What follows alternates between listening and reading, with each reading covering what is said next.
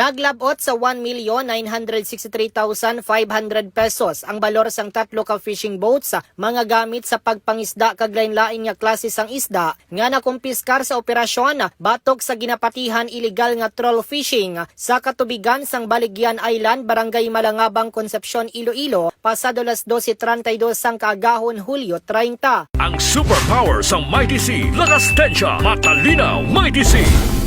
Ang operasyon ginpatigayon sang Iloilo Provincial Bantay Dagat Task Force sa pagpanguna ni Police Chief Master Sergeant Ariel Palmera sa idalom sang supervision ni 2nd Iloilo Provincial Mobile Force Company Force Commander Police Lieutenant Colonel Niel Igumana, kaupod ang Regional Intelligence Unit o RIU-6. Sa operasyon, nadakpan ang tatlo ka municipal fishing boats nga ginapatihan nagapatigayon sa illegal nga troll fishing nga nagalapas sa Section 86 sang Republic Act 8550 o kon ang Philippine Fisheries Code of 1998 nga ginamendar sang Republic Act 10654. Gilayo naman nga gindala ang nakumpiskar nga sakayan kag gagamitan sa Iloilo Provincial Bantay Dagat Task Force, samtang ang mga nadakpan ang yara na sa kustodiya sang Concepcion Municipal Police Station para sa nagakaigo nga disposisyon. Ini si K5 Reggie Plazuela de Mayo para sa Kampiyon nga Balita, Serbisyo Publiko kag Kalingawan sa 5th Distrito. K5 News FM.